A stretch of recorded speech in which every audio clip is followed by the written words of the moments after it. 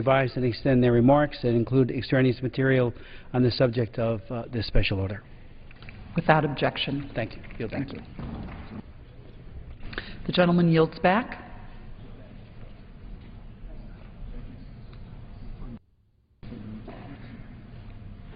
Under the Speaker's announced policy of January 3rd, 2013, the gentleman from California, Mr. Garamendi, is recognized for 60 minutes as the designee of the Minority Leader.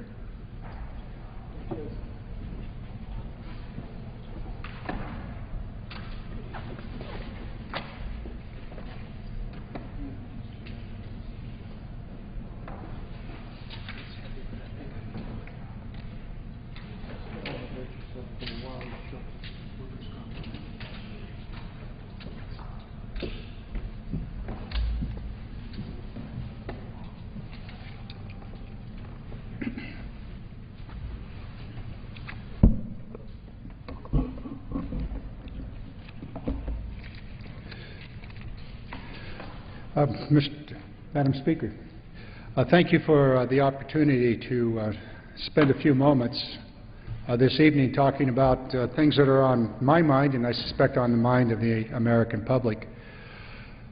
Certainly a lot of news recently about collecting data on American citizens.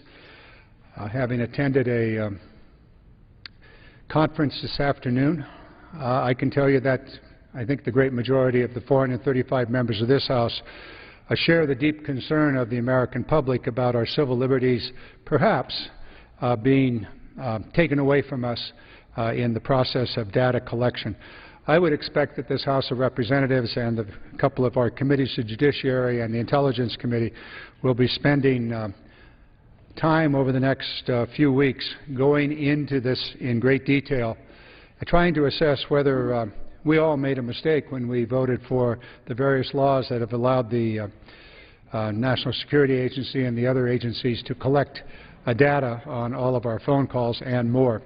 I would hope that's the case. We need to know exactly what's happening, how it has happened, and what impact it may have on our civil liberties. One of the most precious things given to us in the Bill of Rights is that freedom. Freedom from an oppressive government. So we'll see what happens here. For my own part, I want those hearings to take place right away. I have great concerns about all of this, and we'll see how it all plays out. As to people stealing secrets, yeah, that's against the law, and there ought to be a punishment, and I suspect there will very quickly find that punishment available for those who have stolen these pieces of information. Now, moving on. I wanted to talk this evening about the American dream. I think it was probably best put forth by President Clinton, although down through the ages and for generations and generations, the dream has been pretty much the same. But since he has the most recent quote that I could find on this, I think I'll just use it. He said, "If you work hard and play by the rules, you'll have the freedom and opportunity to pursue your own dreams and leave your kids a country where they can chase theirs." I like that. In fact, I like President Clinton and the way in which he was able to articulate some of our most fundamental values. And in this case, he so very well laid out the essence of the American dream. You work hard, you play by the rules, you ought to be able to have a good life in America. You ought to be able to see progress for yourself and for your families.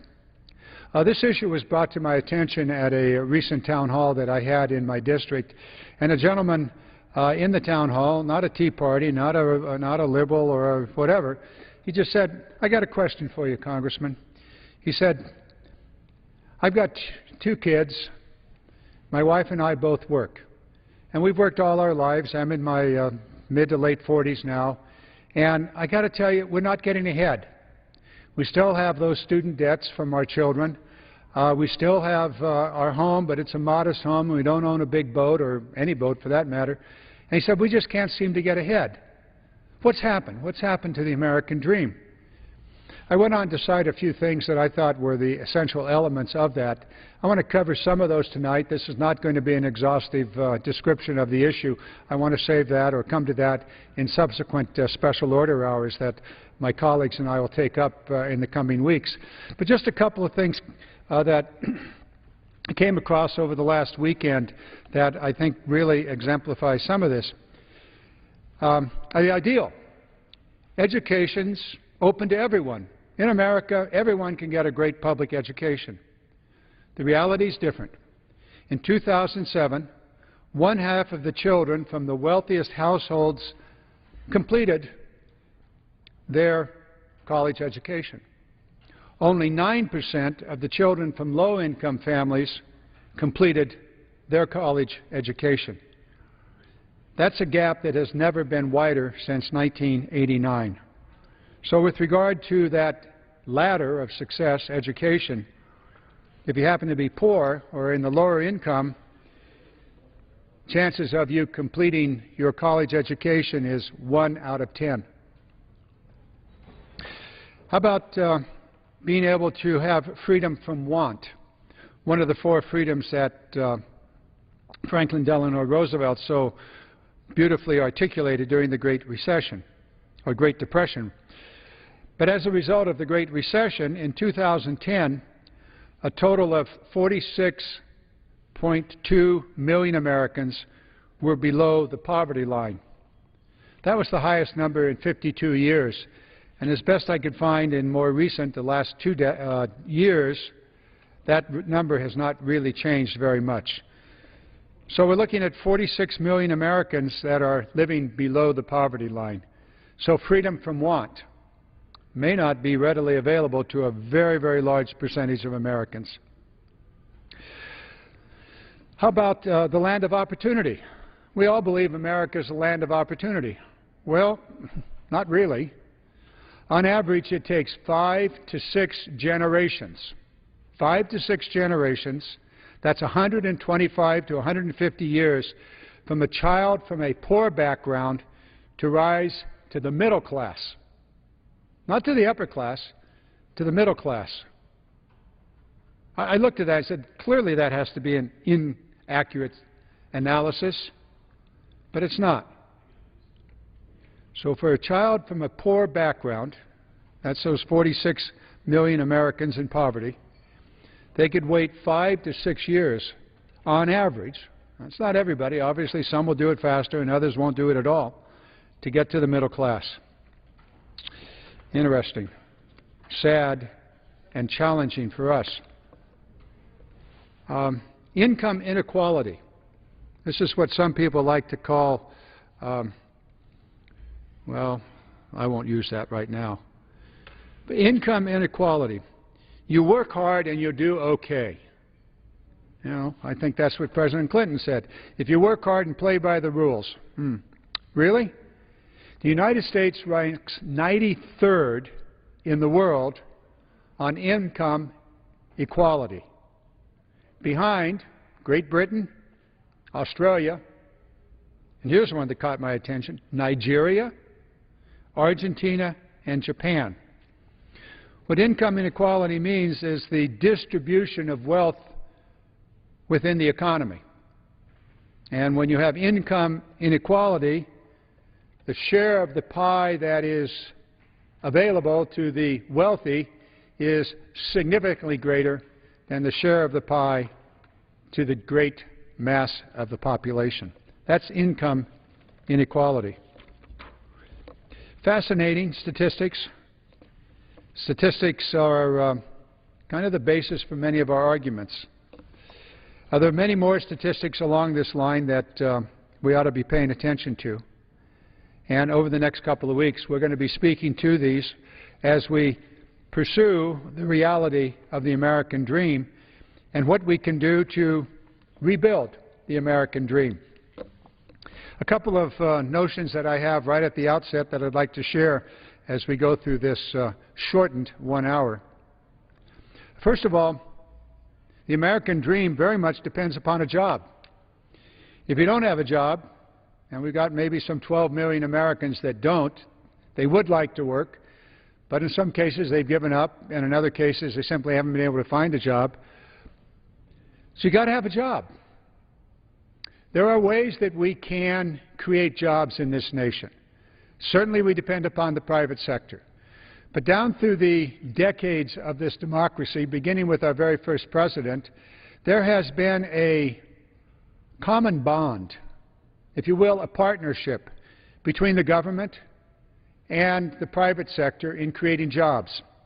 In his very first days in office, George Washington asked Alexander Hamilton, his Treasury Secretary, to develop a program, policy, on manufacturers, which is another word for manufacturing.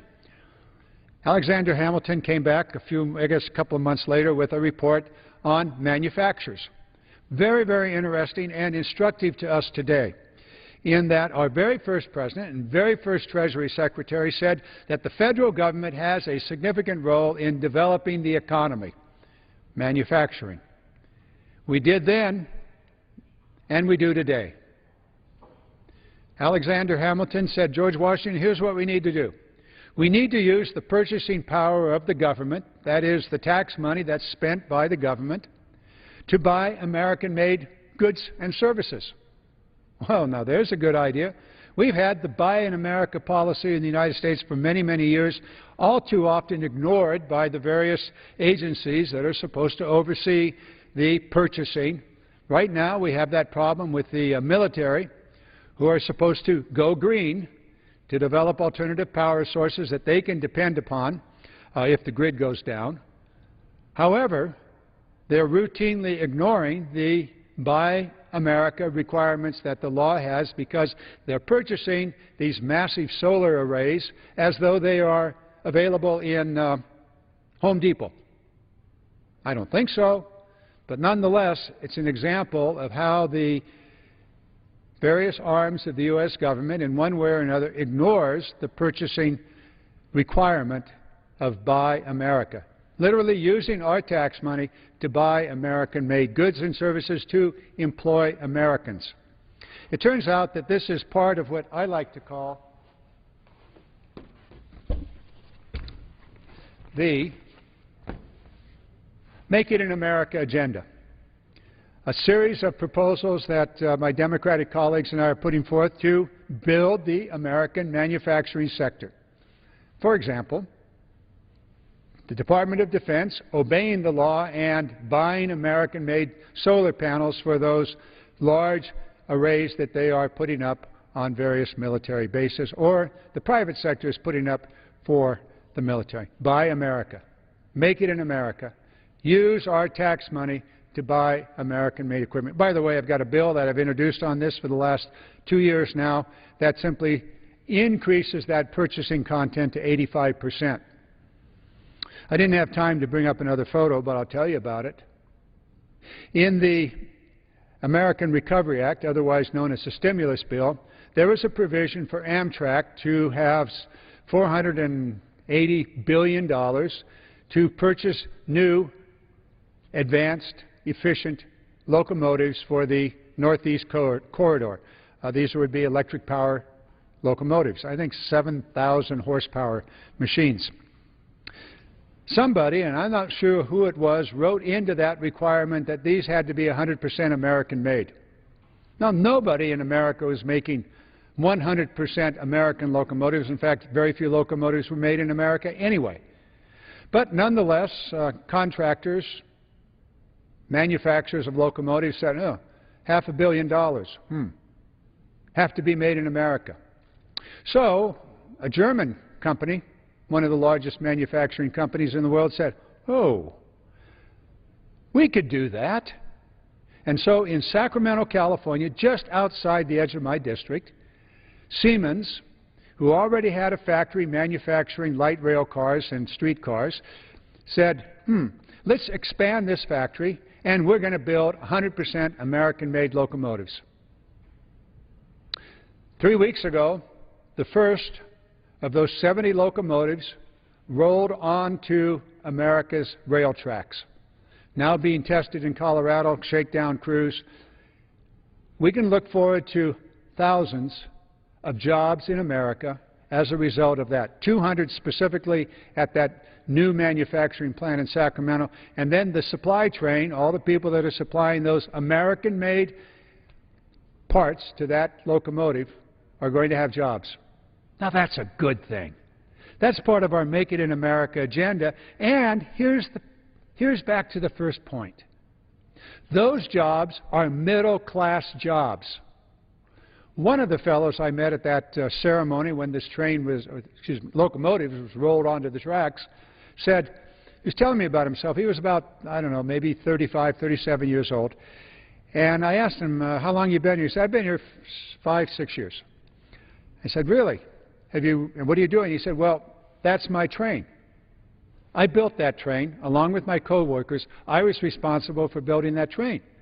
I said, well, you must have a lot of experience. He said, well, 5 or 6 years. I said, 5 or 6 years, and you know how to build that? He said, yeah. I was trained by the Germans who came over here, helped us understand how to build it, but now I'm responsible. I said, what did you do before this? He said, well, I finished high school and messed around for a while and wasn't going anywhere, and so I hired on here at the lowest paying job. He's now firmly in the middle class, taking pride in his work, taking pride in building it in America. That's a lesson for us here in Congress. And we really ought to take that lesson and put it into law, into a law that says we're going to use our taxpayers' money to purchase American-made goods and equipment. Think about the infrastructure in America. And let me give you an example. It's kind of interesting when you have a long airplane flight like I did today from Sacramento to Washington to read the newspaper. And occasionally you can find some interesting things in the newspaper. Oh, here it is. Yes. California could use $44.5 billion to fix an aging water system over the next 2 decades, according to a federal survey by the Environmental Protection Agency. Oh, that's California. We have the greatest need, $44.5 billion. And Texas, who likes to think it's going to be bigger than California, maybe in size, but certainly not better, with apologies to my Texas colleagues, $34 billion. New York, $22 billion, and that doesn't include repairing from Sandy. It turns out that these are repairs to investments that were made by our fathers and mothers and grandfathers and their fathers and mothers. So these are water systems that have been built over the last, in California, over the last maybe 120, 130 years. In New York, it probably goes back a couple hundred years. These are water systems that were investments by previous generations that we have been living on, literally consuming these investments and not repairing and replacing and upgrading. Shame on us. It's as though you go to the supermarket once a year and you fill your pantry and freezer and refrigerator with all the food, and you simply sit there and you consume, and you consume, and eventually the refrigerator is empty, the pantry is empty, and you go really hungry. That's what we've been doing here in America. We have been consuming the investments of previous generations. And here we are with this new report that's out, and for my state, California, $44.5 billion. For Texas, $34 billion, and for New York, $22 billion, just for the water systems.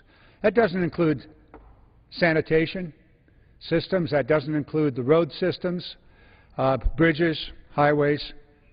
We're living off the investments that were made by previous generations. And we can see the result of that. We've had bridge collapses recently. Hello, I-5, Washington State. We had bridge collapses. Anybody been on the interstates and noticed the disrepair? I have, and I suspect most Americans have. So we're going to have to, once again, invest in our basic infrastructure. And when we do, you know what happens? Americans go back to work in middle-class jobs, so that perhaps that average American that will never in 5 generations get out of the bottom poverty level can jump up into the middle class by getting one of those solid construction jobs, which across America are middle-class jobs. We have enormous needs. And by the way, we're going to have to pay for it. I remember when I was in college, buying gasoline at about 19 cents a gallon, 20 cents a gallon. That was a long time ago, in the 1960s. And one day I was out buying gas, and I don't know, had some time because my car was empty and it was slow to fill. And I looked at the sticker on the pump, and it said 12 cents of that 18 cents was tax, an excise tax, state and federal. So 2/3 of the total cost of that gasoline at that time, and that was in 1964, was for taxes. Oh my goodness. Oh my goodness. Is the American public aware that it's been since 1990 since the excise tax on gasoline has been raised? It's about 18.5 cents on gasoline, a little higher for diesel. What is the cost of gasoline in the United States today? $3.50 average? Want to do that mathematics? It's not 2/3. Not at all. So you wonder, where's the money for investments? We have decided to consume the investments that were made in the 60s, when the general public, at least in California, was willing to pay 2/3 of the cost of a gallon of gasoline in taxes. So today we consume, and we pay the price. We pay the price in congestion, we pay the price in safety, and we pay the price in jobs. This is something we're going to have to consider here in Congress. We're going to have to look at ourselves, and we're going to have to take up our courage and say, what are we doing here? Are we going to be consumers, or are we going to be investors? Are we going to consume the investment of our fathers and mothers, or are we going to invest in that infrastructure so that our children can have the kind of modern, necessary infrastructure that they need upon which their economy will grow? We're going to have to deal with this because the Surface Transportation Act has to be renewed this session of Congress. Not likely to occur this year, but before we end our work in January of 2015, we must deal with this issue. And so the American dream. If you work hard and you play by the rules, you'll have the freedom and opportunity to pursue your own dreams and leave your kids a country where they can chase theirs.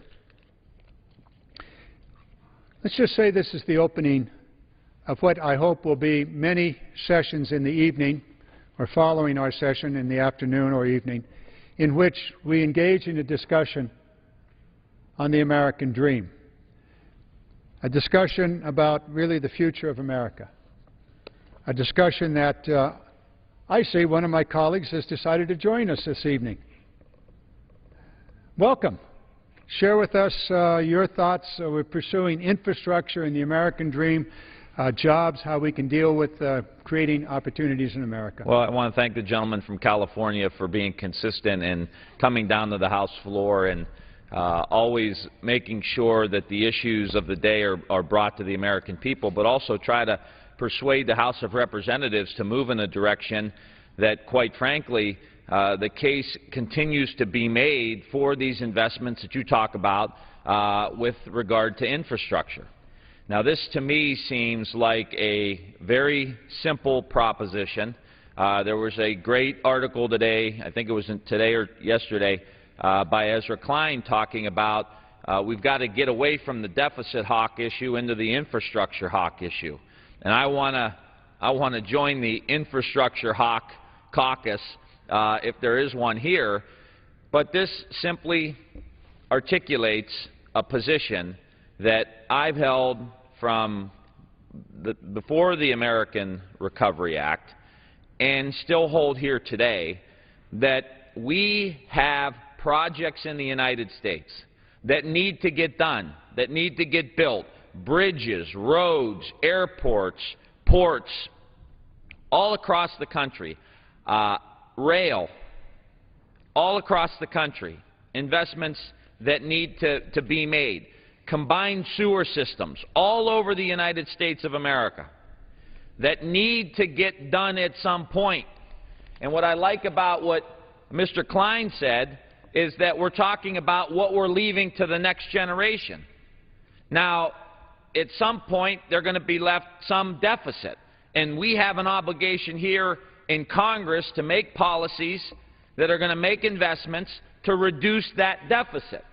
In some instances, that means balancing the budget. Over the long term, we're all in agreement that that is a moral issue for us not to leave that huge deficit for our children and our grandchildren. But there are also deficits that, in other ways, that we could leave our children. And that's if we have infrastructure all over the United States that needs fixed and we don't fix it, that is a deficit that we are leaving to our children and our grandchildren. That road needs fixed. That bridge needs fixed. That sewer system needs upgraded. The rail system needs upgraded. So if we don't make the investment now, someone's going to have to make it down the line. And the argument we're making is that maybe some money will have to be borrowed today in order to do that project or do all of these projects. But the value of doing it today is twofold.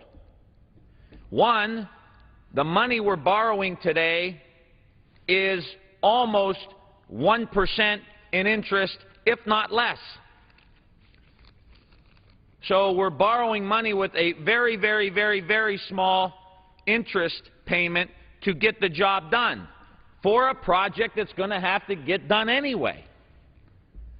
Now, 5 years from now, 10 years from now, the project's probably going to need more work. Health care costs are going to be higher. Energy costs are going to be higher. Labor costs are going to be higher. So the project's going to cost more money because we're going to have to do it at some point. The other factor is that we have high unemployment now, double-digit unemployment, with the men and women in the building trades, the men and women in the construction area, construction field. So by doing the project today, we not only get the project done, but we're also putting people back to work that need to go back to work, that will then have money in their pocket to go out and spend and pay taxes and to help get the economy going again. This is a very, very simple economic principle that we are trying and fighting to implement here, and we keep running into roadblocks, no pun intended, roadblocks that are preventing us from getting the economy moving. Now, we have an obligation in this country to make sure we give the next generation a country that is moving in the right direction. And I think when you couple a strong emphasis on investments in roads and bridges, in rail, in combined sewer overflow, in water lines, and dams all across the country, we're going to put people back to work. Not to mention high-speed internet, which could help light up the next generation of American workers. So I wanted to come and join my friend here, who's carrying the flag week in and week out here on the floor, to say that we have a lot of work to do here. And to the American people, to say there are members in this chamber who are saying, make these investments. And the President had a plan.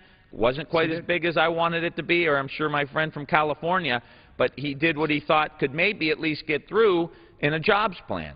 And it got shot down, hasn't gotten anywhere in this chamber. So we've got a lot of work to do, and I yield back to the gentleman from California. Thank you, Mr. Ryan. The President wanted to do two things in this area. One, the normal programs, the Surface Transportation Program, the Water Resources Bill, which we're going to be working on. But he also wanted to add on top of that $50 billion of infrastructure investment and create an infrastructure bank, which you so well described in your discussion here. None of that's been done. to the detriment of the American worker. For example, if the water programs that I was talking about early on, the $44 billion that's needed in California, for every $1 billion that you spend on a water project, you put 28,000 people to work with good middle-class jobs. And I think the numbers would probably be similar for highways and bridges and the like. This is the great tragedy, is that we're not moving in a direction of creating the fundamental investments.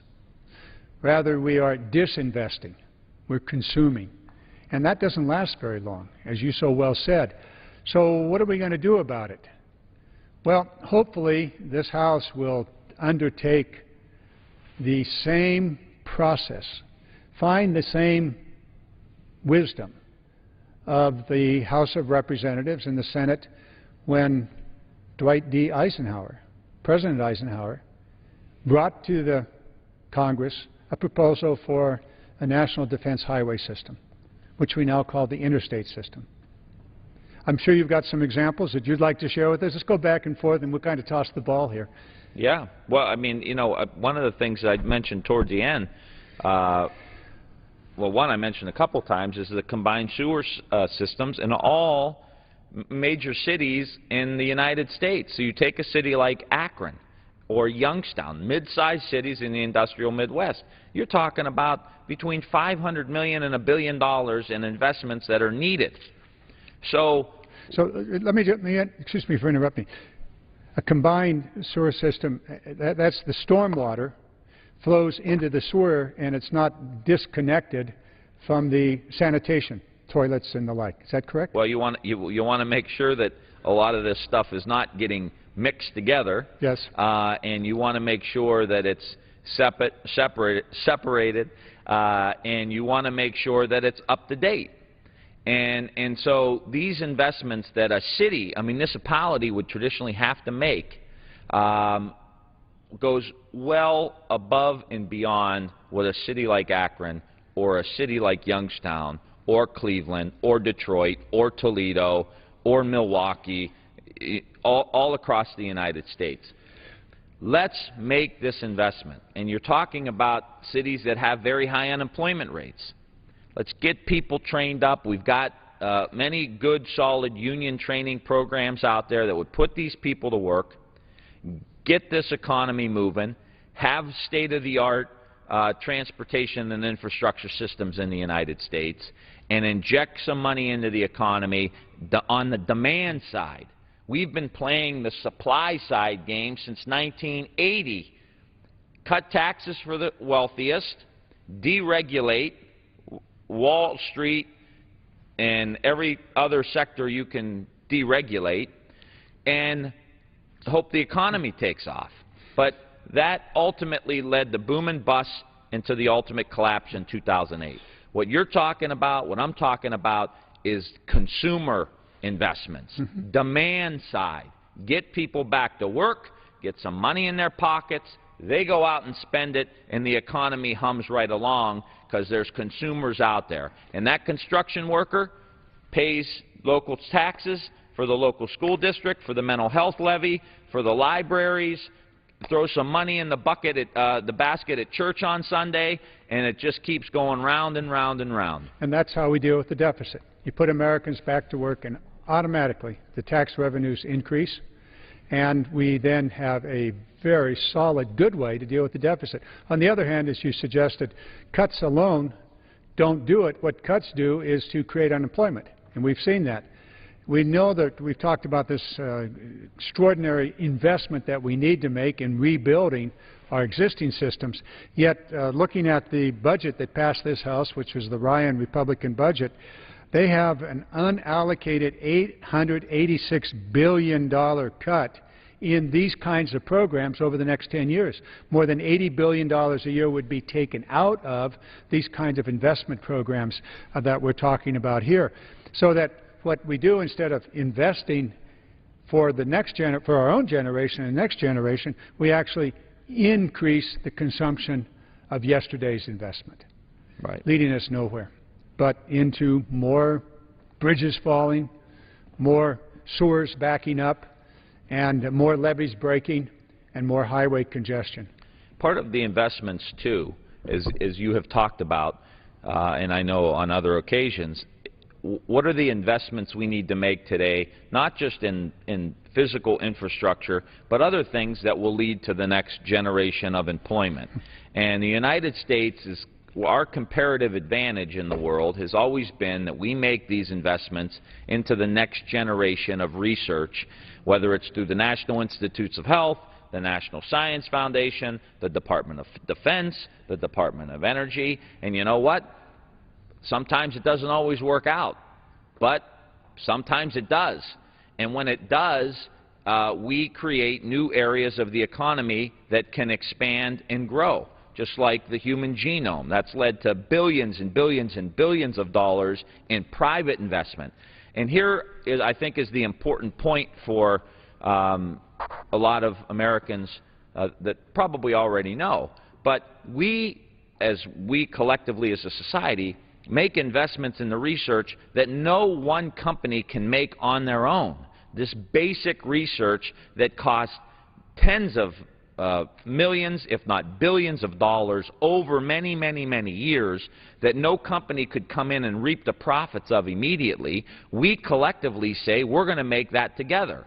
And then let the companies come in, pull out what they want, and take it to the private market, get investors, and off we go. That's been a pretty good recipe for the United States for a long time. And we're saying physical infrastructure, but also these investments in research that have led to an explosive economy, a dynamic economy here in the United States. Now in these budgets that we're talking about, we're paring back our investments in the National Science Foundation, National Institutes of Health.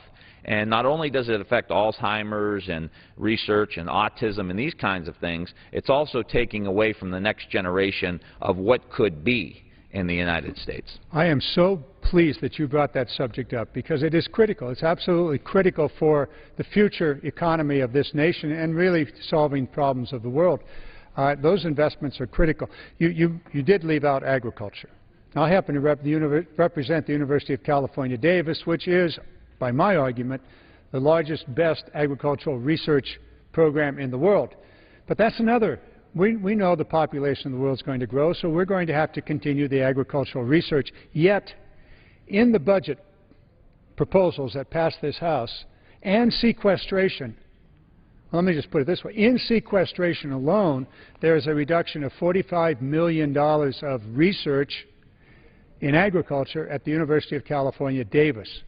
Now, health research, I was talking to the former dean of the medical school at the University of California, Davis last week, and she was talking about the significant reduction in health research affecting projects that are already underway. Research programs that were going along, suddenly the money is gone. And that's sequestration, which is also part of this. We can solve America's problems by getting government out of it, by reducing the role of government. As I said at the outset, George Washington didn't believe that. He believed in inserting government into the economy as a partner in growing it, growing the economy. And certainly, we talk about Thomas Jefferson and education and how he believed that education and research go together. And these are fundamental investments along with the infrastructure. Yet, in this House, there's an unwillingness by the majority party to address this fundamental axiom of economic growth: education, research, infrastructure, manufacturing, the things that come from that, building the middle class, building the economy. And I know you are not, and I am not, going to defend wasteful government programs. They should go. We are now in a new economy, information-based, very dynamic in so many ways, faster than anything that we've ever experienced in the country. And I think there are some programs that we historically have had that probably we don't need to have anymore. And there are also programs that need to be tweaked and changed as far as how we are training our workforce and how we are investing in our new understandings of our brain, for example. All of this research should begin to change the way we approach some of these investments that we've made before we had that knowledge. So we probably do need to shift resources into areas, but clearly we aren't making enough investments.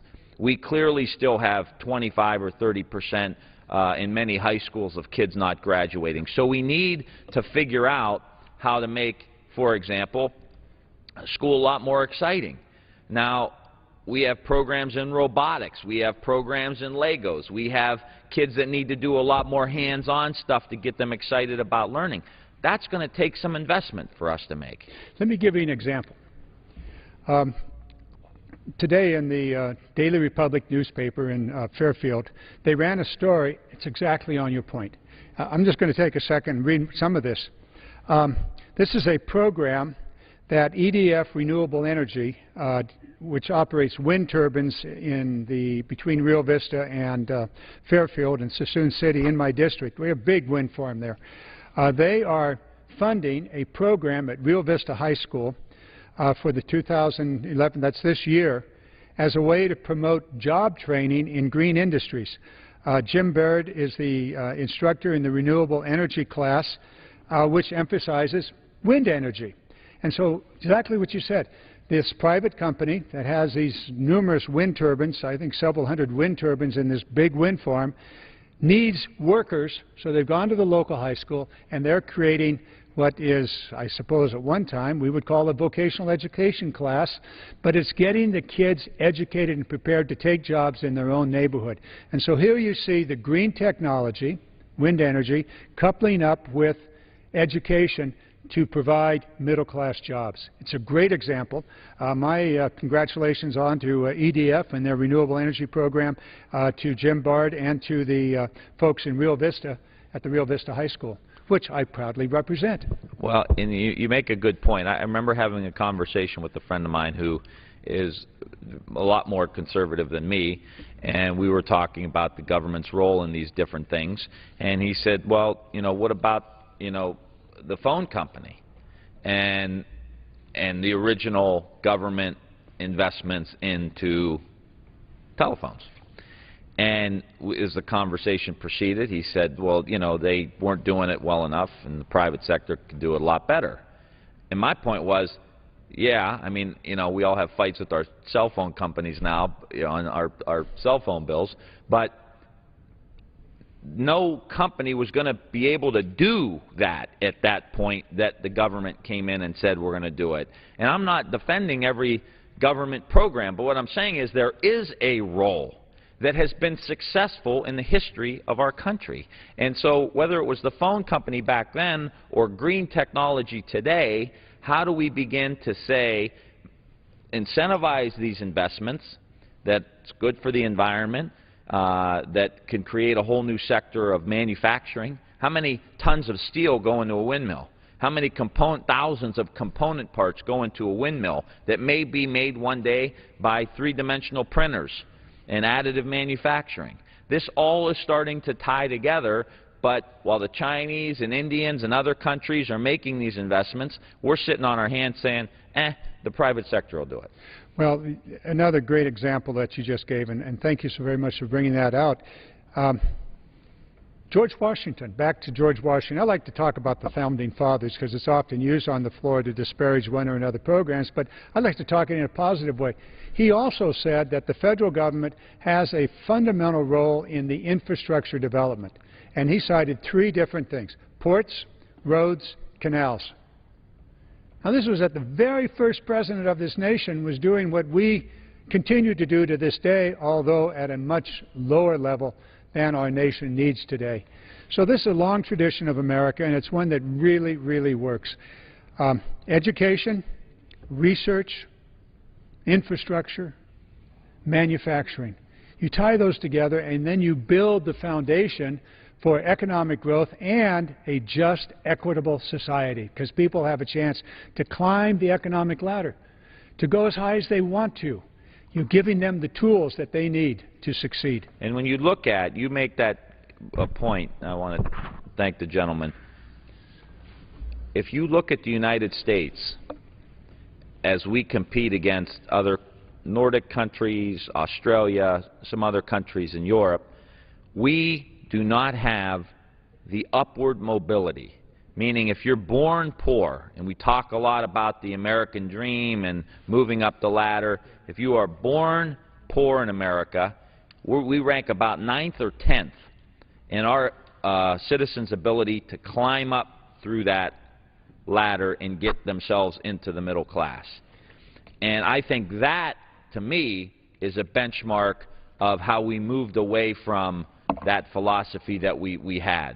For many years, up until the 1980s, where we were going to make key investments that were going to help people climb up that economic ladder. And that citizen has to bring initiative, has to bring ingenuity, has to bring determination. I am not one of these people who thinks every kid needs to get a trophy in Little League. I don't adhere to that philosophy. Kids are going to fail. We need to help them pick them up.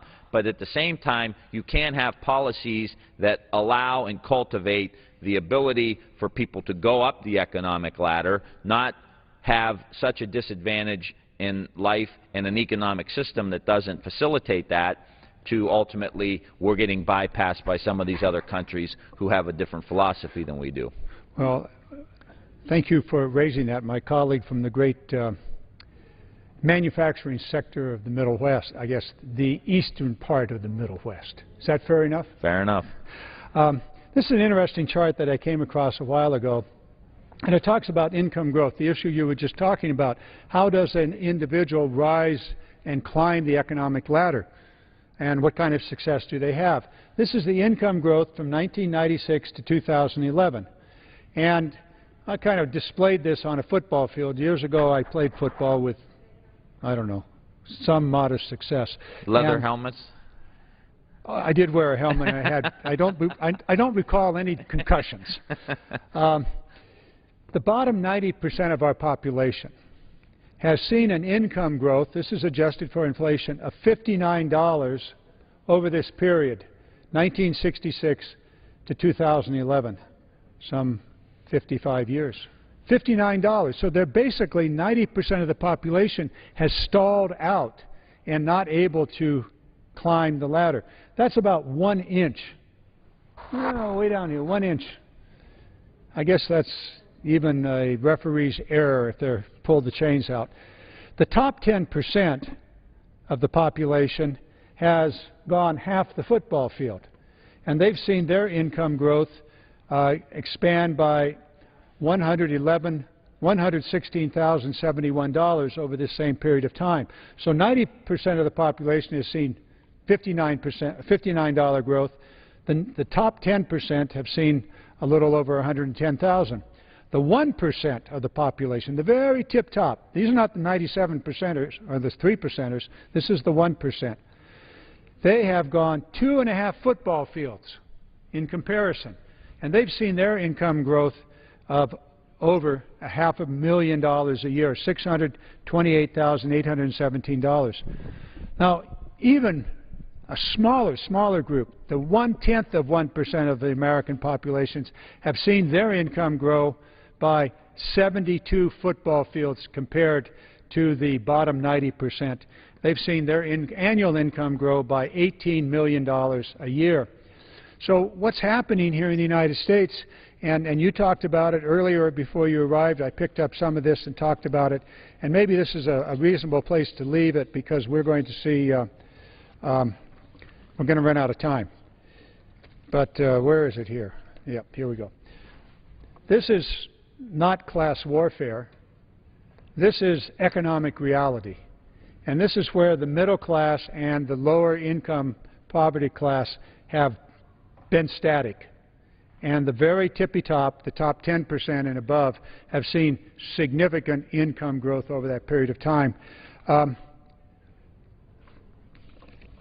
think, while I'm digging, you can make a comment and we can begin to wrap up. Well, I'd just like to say, too, you know, we all say, well, you know, let the free market work in all of this, but when there's a savings and loan issue or there's a Wall Street collapse and a lot of very wealthy people in the country are going to lose a lot of money, here comes Secretary Paulson with his hair on fire walking around Capitol Hill saying we need $700 billion of the taxpayers' money. And, you know, over and over and over again, we have seen this in the last 30 years with this system of heavy deregulation and heavy cuts for the top 1%. So it looks like they're making a lot of money, and that's high risk and high reward in a deregulated market. But when things collapse, here comes the government to save the day. Pretty good deal when I've got 1,700 families going bankrupt in my district just on health care alone. No one's rushing in to say, oh, that shouldn't matter, it's a health care issue, so you're not going to go bankrupt. That's, in essence, what happened to a lot of these folks. Someone came to the rescue, and that someone was a taxpayer. Well, Wall Street was taken care of, but not Main Street, and that's what happened. This is not the result of just a free market system operating. This is the result of specific governmental policies over the last 50 years that have resulted in a skewing of the wealth of America, a skewing of that wealth from the great majority of Americans, as many as 90%, to the very tippy top of the income class. And so over the next, I don't know, 3-4 weeks, maybe 2 months, I want to take this issue up of what happened to the American dream. What happened to it? When you see these kind of statistics that children live in poverty, and that takes 4 or 5 to 6 generations before a child that is in poverty today, their successor generations will be able to rise to the top of the middle class. Almost 150 years, 5, 6 generations before a person in poverty can climb the economic ladder. That's incredible, and that speaks to something terribly wrong here in America. When half of the children from the wealthier families graduate from college and only 9% of the children from the low income classes are able to graduate from college. These are problems that exist. And if you want to take one more shot at a closing statement, I'm going to end by quoting Bill Clinton. And I've got one point to make. Why are we talking about inequality and poor folks and upward mobility? And the reason is we only have 313 million people in the United States, competing against 1.3 or 4 billion in China, 1.3 or 4 billion in India. We've got to have everybody on that football field playing for us economically, wearing the jersey that says USA on it, so we can compete economically. And we need to get innovative, and we need to make these kind of investments if we're going to get everybody on the field, graduated from high school, on a track to go into manufacturing or some of these other trades, so that we can really have a renaissance in the United States economy. I thank the gentleman and yield back. All right, thank you very much, Mr. Ryan, for that analogy. I really like that one. I'm going to end with this. This is Bill Clinton, President Bill Clinton. If you work hard and you play by the rules, you'll have the freedom and opportunity to pursue your own dreams and leave your kids a country where they can chase theirs. That's our goal. We're going to talk about these things, about the American dream, what happened to it, what we need to restore it, how we can make things in America, how we can rebuild the American economy. Mr. Ryan, thank you so very much. I yield back my time. The gentleman yields back. Hi, John.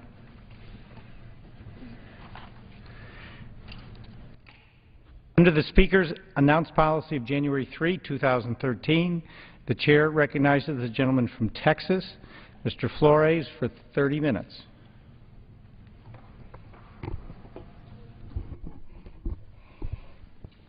Mr. Speaker, the city of West Texas is a small, tight-knit community located a few miles north of Waco, Texas, with a population of just under 3,000. West is commonly known for its Czech bakeries, Czech gift shops, and antique stores, and it has been recognized as the Czech Heritage Capital of Texas. On April 17th, the city of West was subject to a catastrophic explosion that was felt hundreds of miles away. The tragic explosion injured hundreds, caused tens of millions of dollars in damage, and took 15 lives. On the evening of the explosion, first responders from West and surrounding communities responded to a fire at the West Fertilizer Company. These brave men worked to try and tame the flames and to evacuate a nearby apartment complex and a nursing home when the explosion erupted and rocked this small community. When the smoke cleared and the rescue mission was complete, we learned we had lost 12 first responders. These brave men died while doing the job that they were trained and prepared to do in order to keep our community safe. Today, we honor and remember these fallen first responders who put themselves in harm's way for the good of their family, their friends, their neighbors, and their community. Mr. Speaker, today we remember Morris Wayne Bridges, Jr. of West Texas. He was born February 28, 1972 in Dallas, Texas, to Morris and Sharon Bridges. He attended schools in Dallas and later became a pipe fitter for Action for Fire Pro in Waxahachie, Texas. He had been a volunteer for the West Fire Department for the past 3 years. Morris loved to ride motorcycles. He also loved to go fishing and enjoyed camping and the outdoors. He was preceded in death by his parents. He leaves to cherish his memory, his wife, Carmen Bridges, 3 children, Brent Bridges, Brittany Bridges, and Jameson Bridges, all of West, and 2 sisters, Lula Mill of Bristol, Melinda Hager of Olean, Missouri, and many friends and extended family. Mr. Speaker, today we remember Perry Wayne Calvin of Frost, Texas. He was born January 18, 1976 in Dallas, Texas, to Phil and Cindy Calvin. He graduated from Frost High School and attended the Fire Academy and Emergency Medical Technician School at Hill College. Perry was a self-employed farmer and loved the outdoors. He was a member of the Navarro Mills Volunteer Fire Department and the Mertens Volunteer Fire Department. Perry enjoyed horseback riding, rodeos, fishing, and especially spending time with his family. He was preceded in death by his parents. He leaves to cherish his memory, his wife Rebecca Ann Calvin, 2 sons, Paul Wyatt Calvin and Preston Calvin, all of Frost, a brother, Wes Calvin, and his wife Emily of Frost, 2 sisters, Penny Dixon of Bryan College Station, and Paige Calvin, who is currently serving in the United States Air Force, his grandmother Edna Calvin of Hutchins, and several nieces, nephews, and other relatives and friends.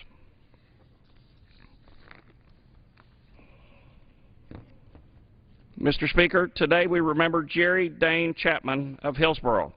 He was born April 7, 1987 in Pampa, Texas, to Martin Dane and Rhonda Chapman. He grew up in Pampa and moved to Hillsboro in 2003. Jerry had various jobs early in his career and ultimately discovered his passion, which began when he became a member of the Abbott Volunteer Firefighters. He then proceeded to work towards becoming an emergency medical technician. He loved all things Batman, Star Wars, and Tolkien, and he was an avid video gamer. As an avid electronics enthusiast, he always wanted to be on the cutting edge of technology. He was a very generous person. He would give what he had to anyone who was in need. Jerry was known for his passion for helping others, both those he knew and those he did not. His willingness and giving spirit was fit for the career he had chosen to pursue as a firefighter and an EMT. He was preceded in death by an uncle, Rodney McCullough, who was also a volunteer firefighter. He leaves to cherish his memory, his parents, Dane and Rhonda Chapman of Hillsboro, maternal grandmother, Brian McCullough, and his wife, Joy of Plainview, maternal grandmother, Charlotte McCulloch of Lubbock, paternal grandparents, Gerald and Janet Chapman of Amarillo, great-grandmother, Gladys Regal of Lubbock, 1 sister, Shay Pullman, and her husband, Justin of Nacogdoches, niece, Chloe Rose Pullman of Nacogdoches, and many friends and extended family.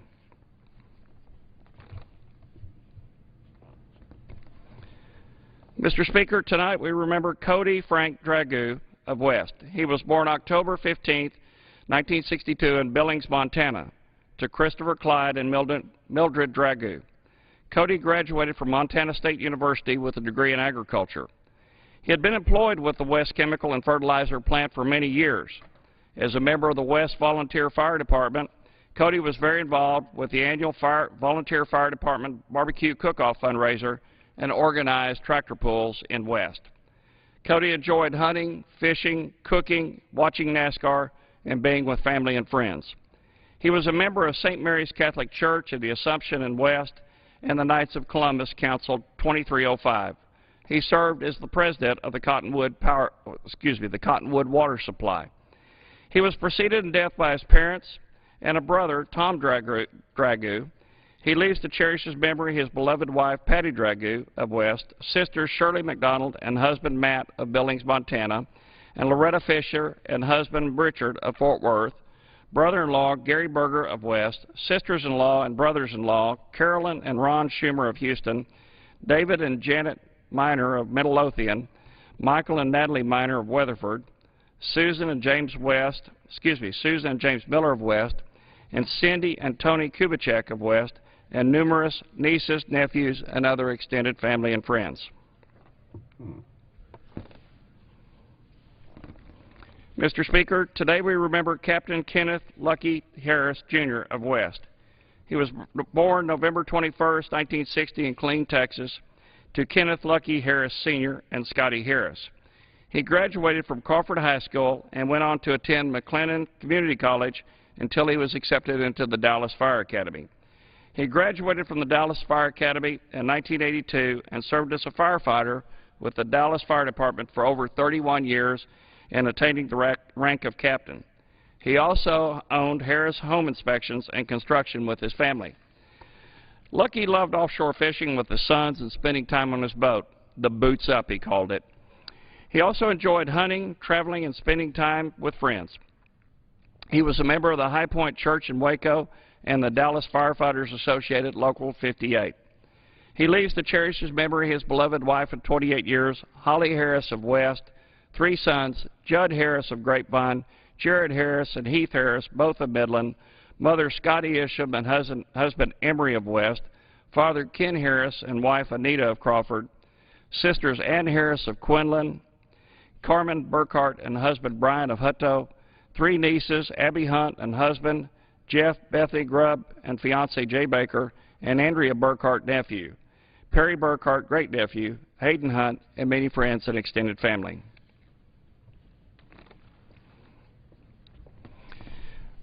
Mr. Speaker, today we remember Jimmy Ray Matus of West. He was born November 9, 1960 in Waco, to Raymond Rudolph and Lily and Francis Matus. He attended St. Mary's School, was a graduate of West High School, and also attended McLennan Community College.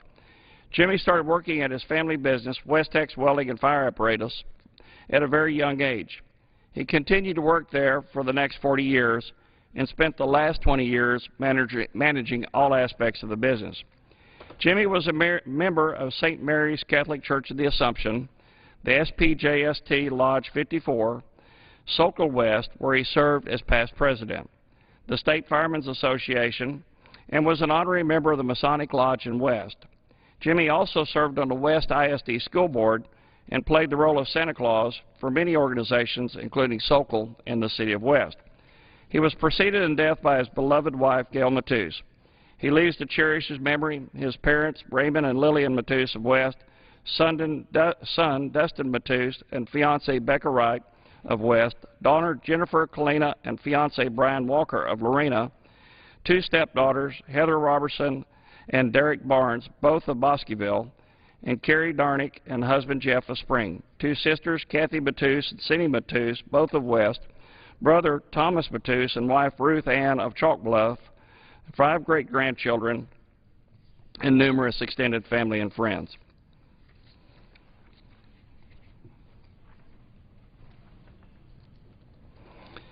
Mr. Speaker, today we remember Joseph F. Poy Pajofsky, Jr. of West. He was born August 3, 1983 in Waco to Joseph Frank Joe Pajofsky, Sr. and Carolyn Pajofsky. He attended St. Mary's School, graduated from West High School, and also attended McLennan Community College. Since 2009, he has served as the city secretary for West.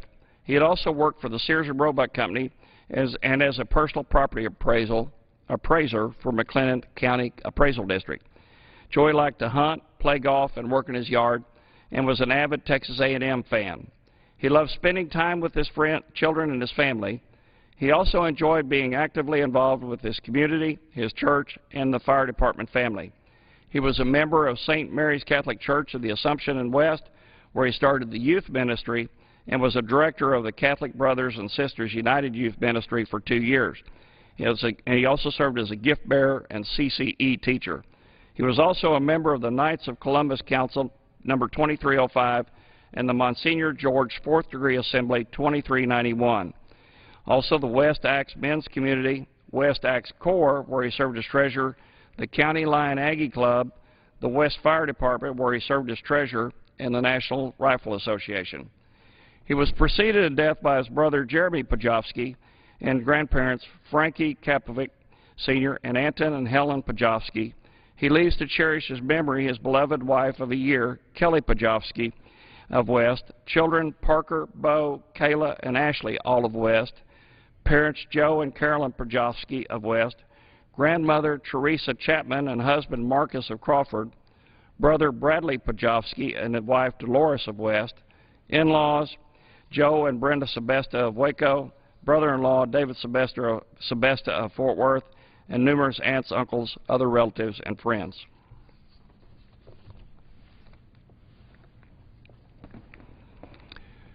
Mr. Speaker, today we remember Captain Cyrus Adam Reed of Houston.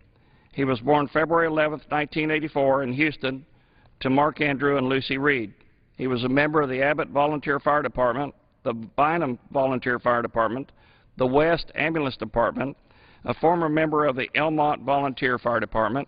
He was affiliated with the Community Volunteer Fire Department in Alief, and he was also an Eagle Scout in Troop 1110. Cyrus lived his life with an infectious smile, a giant heart, and a dedication to honor of which he would not compromise. He was preceded in death by his grandparents, Charles P. Reed and E. Miles II and Shirley Ann Brown, Uncle Edwin Miles Brown II, and Uncle Robert Zulko. He leaves to cherish his memory his grandmother Marcia J. Reed of Lewisburg, Pennsylvania, parents Mark and Lucy Reed of Houston, sister Sarah Reed and fiancé David Hobbs of Houston, niece Edith Cheyenne of Houston, brother Bryce Reed and wife Brittany and their daughter Finley of West, 3 aunts, 3 uncles, 11 cousins, and many friends.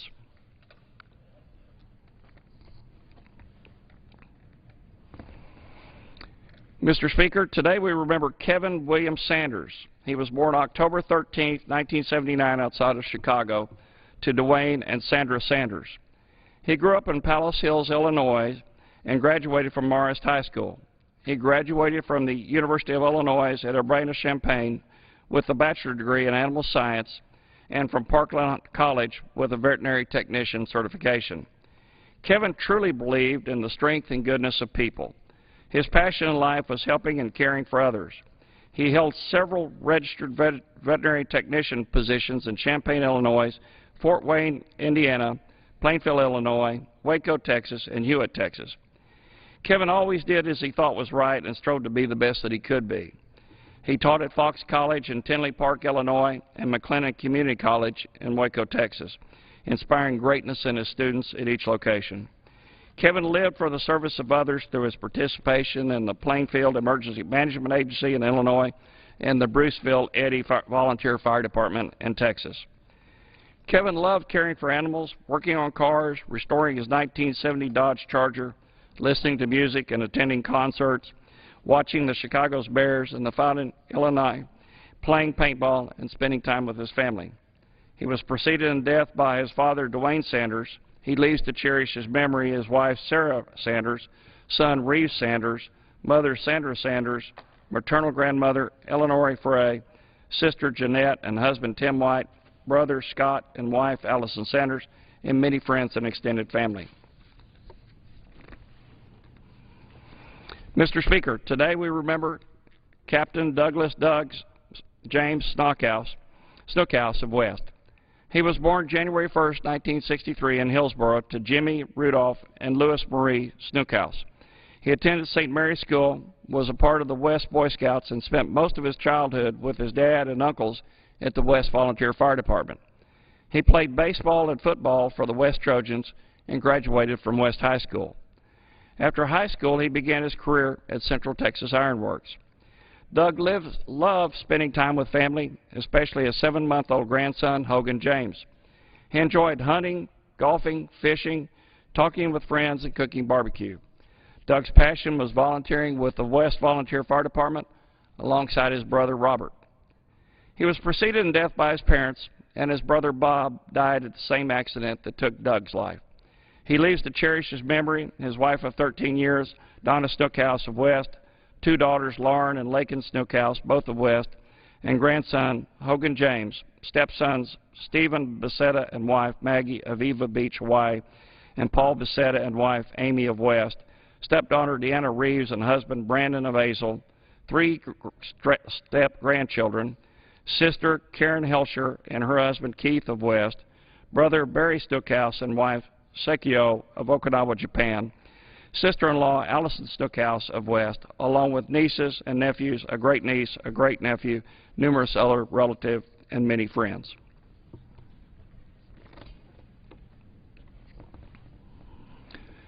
Mr. Speaker, today we remember Captain Robert Bob Lewis Snookhouse of West. He was born June 4, 1964, in Hillsboro to Jimmy Rudolph and Louis Marie Snookhouse.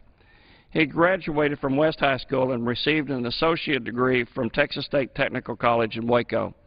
He was a project manager for Central Texas Iron Works in Waco and was on their emergency response team. Bob was a volunteer for the West Fire Department, where he held a passion for putting out fires. He was a member of St. Mary's Catholic Church of the Assumption and the Knights of Columbus West Council 2305. He loved hunting and outdoor barbecues. He was preceded in death by his parents, and his brother Doug died on the same accident that took Bob's life. He leaves to cherish his memory his beloved wife of 13 years, Allison Snookhouse, son Robert Bubba Snookhouse, Jr. of Cape Coral, Florida, daughters Margie Snookhouse of Cape Coral, Florida, and Mackenzie Ryan of West, brother Barry Snookhouse and wife Sekio of Okinawa, Japan, sister Karen Helsher and husband Keith of Ross, Texas, 2 grandchildren, Candace and Cameron Snookhouse of Cape Coral, several nieces and nephews, a great-niece, a great-nephew, and numerous other relatives and many friends. Mr. Speaker, today we remember William Ray Buck Utmore, Jr. of Abbott. He was born April 12, 1968 in Waco to Billy Ray Utmore, Sr. and Beverly Ann Utmore. He graduated from West High School and went on to study air conditioning for 2 years at Hill Junior College. He also attended the Texas State Technical Institute, where he studied auto body work. For over 25 years, he owned and operated Utmore Welding and Construction. He built fences, barns, and arenas, including designing and constructing the Hubbard Auction and Arena facility. Buck grew up loving the outdoors. He loved to camp, hunt, fish, ride horses, and work cattle. He was an animal lover, and he was always picking up strays. He also loved watching his children's sporting events, coaching Little League, and supporting his daughter in barrel racing. He trained and jockeyed racehorses and was the drummer for the Billy Utmore and the Makers Band. Buck loved to rodeo and rode saddle broncs, bareback broncs, and bulls. He liked to grill, and he thought he was a great chef. He was also a member of St. Martin Catholic Church and Tours, the West Longhorn Club, where he served as a director, Catholic Life, and SPJST Lodge 6 in Cottonwood. He leaves to cherish his memory, his beloved wife of 13 years, R.C. Utmore of Abbott, sons Hunter and Trevor Utmore, both of Abbott, daughter Dusty Utmore of Abbott, parents Billy and Beverly Utmore of Tours, grandmother Agnes Middleton of Tours, brother Brian Utmore and wife Chris of Tours, sister Bethany Raines and husband Matt of Tours, mother-in-law Julia Silva of Farr, and several nieces, nephews, other relatives, and friends. Mr. Speaker, these 12 men paid the ultimate sacrifice while providing for the safety and security for the community of West. They all died doing what they loved to do, which was serving and protecting others. They will forever be remembered as heroes. Their selfless service is a model for the rest of us to follow. These men can be exemplified by the words of Jesus in John 15:13. Greater love hath no man than this, than a man who lay down his life for his friends. I am in awe of the outpouring of support for the West community from the surrounding communities and indeed from people across this nation and around the world. We are hopeful this great town will quickly and fully recover from this tragic event. All of the help that has been given and continues to come will certainly speed the recovery process. Tragedies such as this explosion remind us of how fragile life really is. I ask that everyone please remember to pray often for our country during these difficult times. Please pray for our military men and women who protect our country from threats abroad and for our first responders who protect us from threats here at home. Mr. Speaker, before I close this evening, I would like to recognize the West Veterans Honor Guard. Throughout the decade of the 1990s, due in part to the reduction of the country's active duty military forces, and coupled with the increasing number of World War II-era veterans reaching the ends of their lives, the Department of Defense was typically unable to provide graveside military honors to deceased veterans. In 1990, West VFW Post 4819 and its commander, Frank Pusignik, answered the call and selected fellow member Harry Lee Heichel to form and lead the West Veterans Honor Guard, whose mission has become honoring those who served. The original group consisted of squad leader Captain Harry Lee Heichel, bugler Bob Fuller, Jim Garrett, Chaplain C.J. Lavity, Ernest Holacek, Claude King, Robert Creed, Boyd Mangrum, Rifleman Frank Pusignik, Robert Pusignik, Allwood Scheller, and color bearers Renee Schotza and Ernest Zuranak. The VFW Honor Guard was later joined by American Legion members to become the West Veterans Honor Guard. In additions and transitions to the squad include color bearer Ross B.O. Bohannon, Rob Buchanan, Chaplain Marvin Sepak, Michael Driscoll, Jerry Cadlebar, John Kosteka, Joe Laubert, William Carlick, Ronnie Matus, William Pavelka, Dan Pokluda, Rifleman Buddy Shields, Steve Sukup, Robert Stanislav, Chris Waters, Russell Willisley, and Robert Zaranak. In addition to rendering military honors at veterans' funerals, the Honor Guard participates in numerous civic functions and ceremonies throughout Central Texas, including leading and marching in local parades such as the annual Westfest Labor Day Parade, providing a color honor guard, providing displays of service flags, and displaying the POW-MIA flag. Since its inception in 1990, the West Veterans Honor Guard has provided the long-standing military tradition of funeral honors, ceremonial elements of flag folding and presentation, playing taps, providing rifle details, and providing color guards at over 430 funerals. Mr. Speaker, tonight I honor the West Veterans Honor Guard for all that they have done for our great community. May I ask how much time we have left? The gentleman has 6 minutes left. Thank you. Mr. Speaker, on June 8th, America lost Army Lieutenant Colonel Todd Clark in the War on Terror. Lieutenant Colonel Todd Clark was a native of New York, whose father, Jack, was an Army colonel. Todd was in the junior ROTC while in high school, and upon graduation attended Texas A&M University, where he would join Company B-2 in the Corps of Cadets. At the time of his tragic death, he was a brigade-level advisor to the 10th Mountain Division. He would serve on 5 separate deployments in support of Operation Enduring Freedom. During his 17 years of service to our country, Lieutenant Colonel Clark earned many awards and decorations.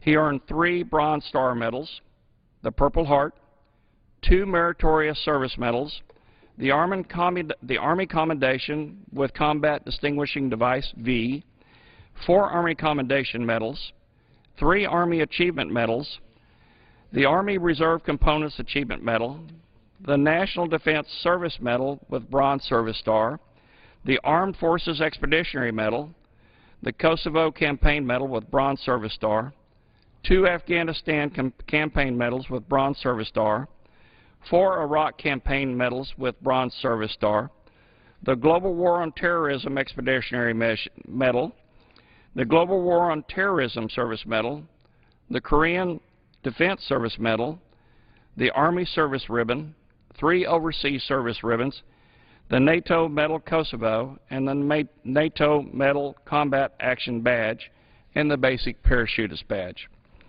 At the conclusion of his current tour in Afghanistan,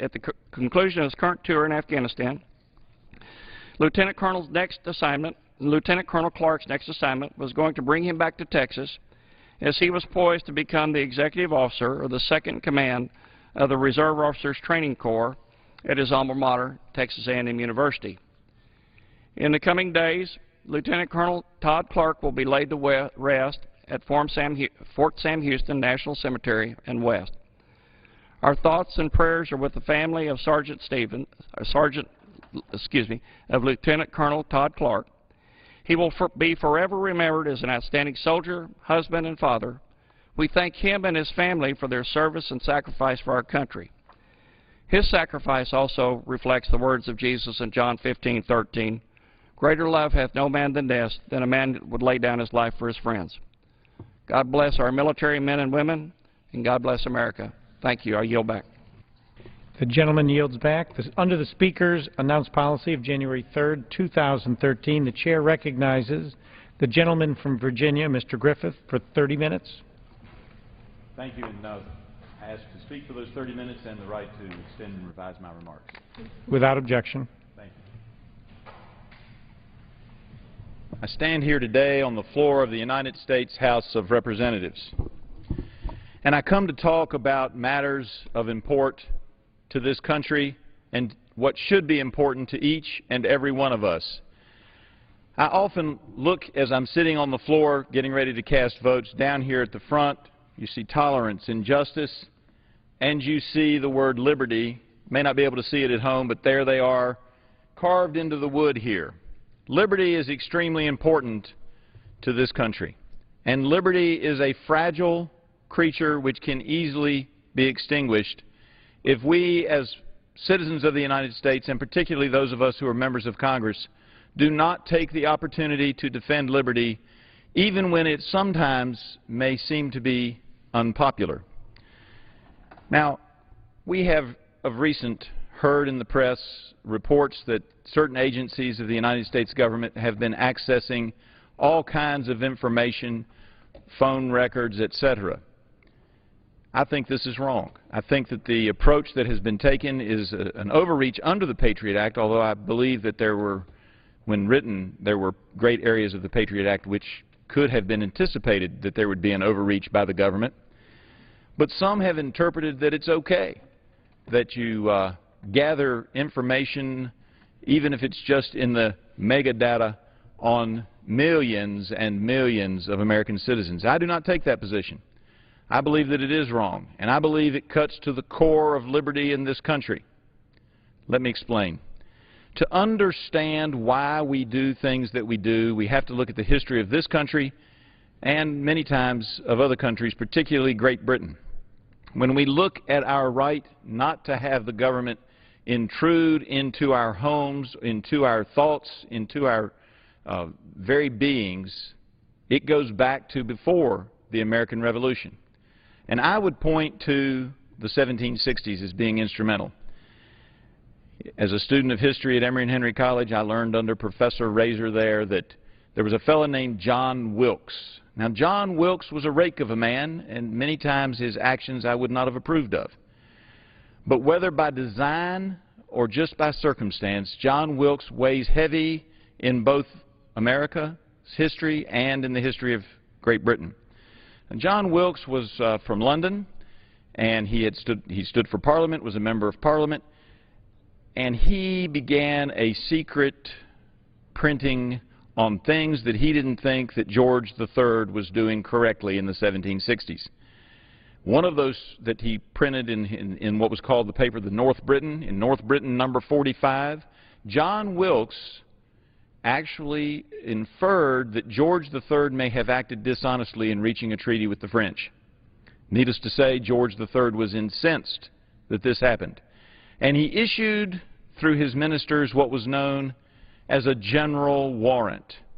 That meaning that they could go, even though they didn't have a specific person, they didn't have a specific place, they could go into parts of London and search house to house, seizing papers, property, whatever they thought might lead to the conclusion of who was printing the North Britain and responsible in particular for North Britain number 45. Needless to say, after rounding up roughly 50 people and going into a number of houses, they did arrest Mr. John Wilkes along with a number of other people, and it was ultimately determined that Mr. Wilkes was in fact responsible for the writing that the king found so inappropriate.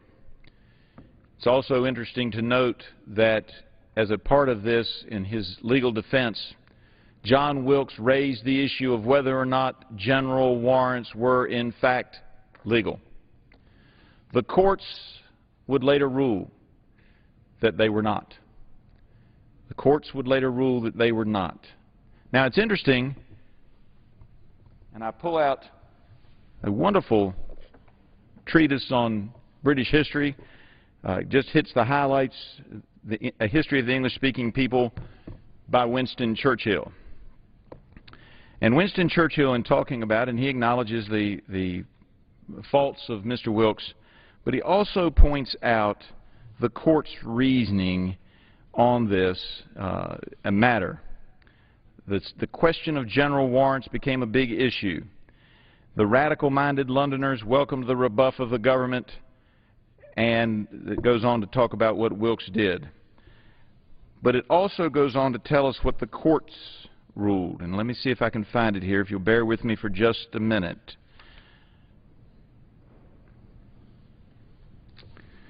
I appreciate your patience as I look for the exact quote.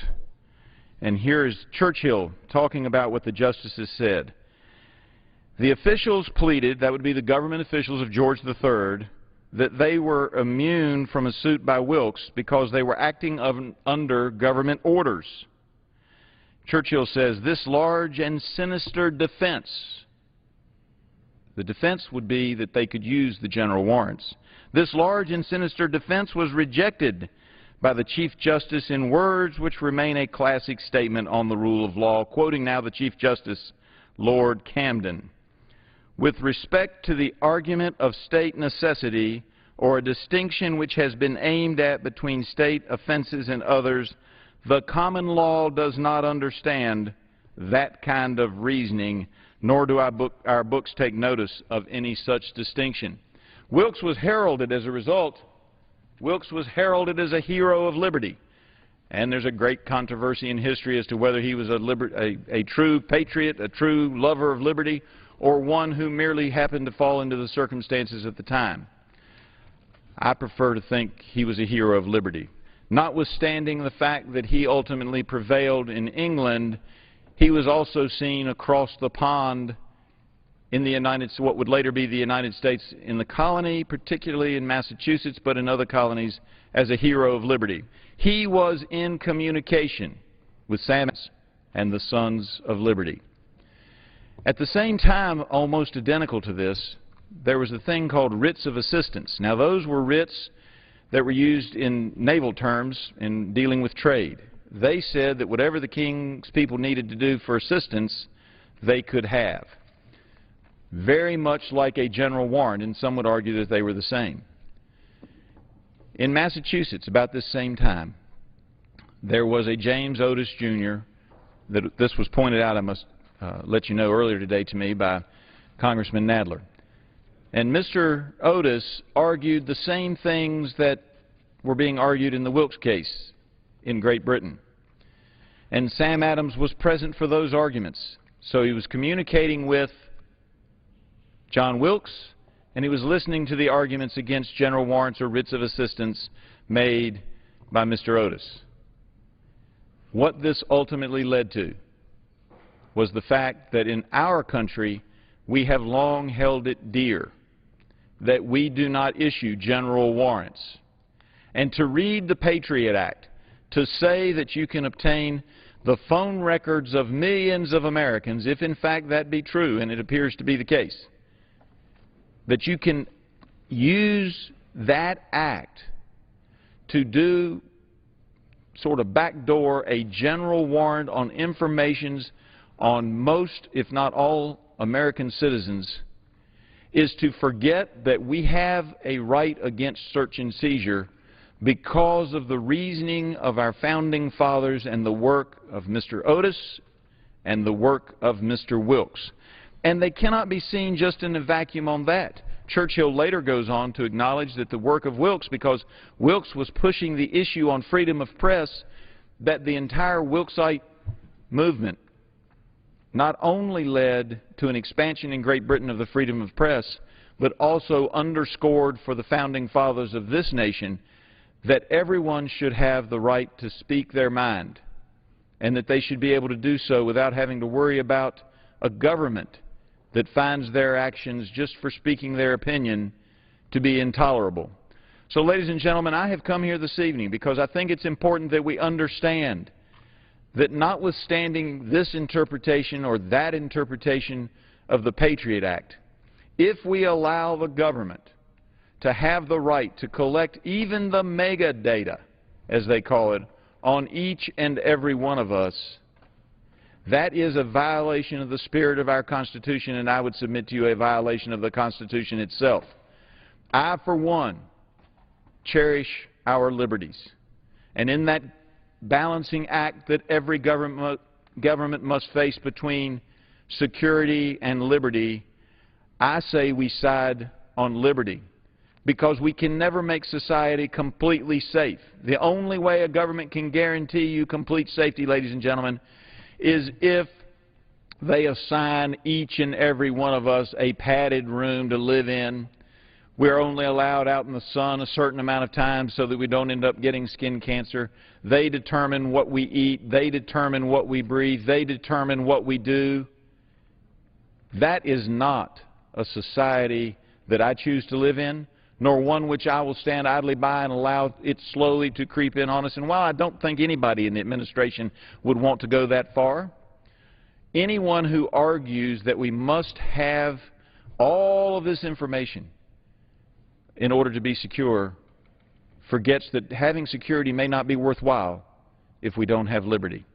So, ladies and gentlemen, I ask that you study the issues, you study the history, you study this carefully. Do we really want a government that knows all about us? Do we really want a government that can take away our freedom to converse with other people who may not agree with the government? I'm not talking about people who are plotting schemes against the government, but I'm talking about the right to talk to people who may have different ideas. In fact, many would argue we should do more talking here on the floor of the House. So, ladies and gentlemen, I ask you to study these issues. I ask you to go look at the arguments of Mr. Otis. Look at the arguments of Mr. John Wilkes. Look at the arguments that were made at a time when people understood that liberty was precious and it could easily be extinguished. And I hope that you will join me in doing a little illumination on our country by talking about these issues everywhere you go and making it clear to people that liberty is worth fighting for, and being willing to say, when I say fight, I mean stand up and say your piece, and it's worth us taking a little bit of risk in order to preserve those liberties that have been fought for and won throughout the ages, beginning in the 1760s, culminating in the Constitution, and forward to this day. Thank you very much, and Mr. Speaker, I yield back. The gentleman yields back. Members are reminded to address their remarks to the chair. Does the gentleman from Virginia have a motion? I do, Mr. Speaker. I move the House do now adjourn. Question on the motion to adjourn. Those in favor say aye. Those opposed, no. The ayes have it. The motion is adopted. Accordingly, the House stands adjourned until 10 a.m. tomorrow for morning hour debate. So the House is gavelled out, but members return tomorrow at 10 a.m. Eastern for morning hour speeches and noon for legislative work. Lawmakers plan to begin work on the 2014 Defense Programs Bill, which authorizes programs aimed at maintaining and improving the nation's military and long-term strategic capabilities. The bill provides $638 billion in mandatory and discretionary spending. To hear more about the measure, we spoke earlier today with a Capitol Hill reporter. Jeremy Herb, staff writer at The Hill, House lawmakers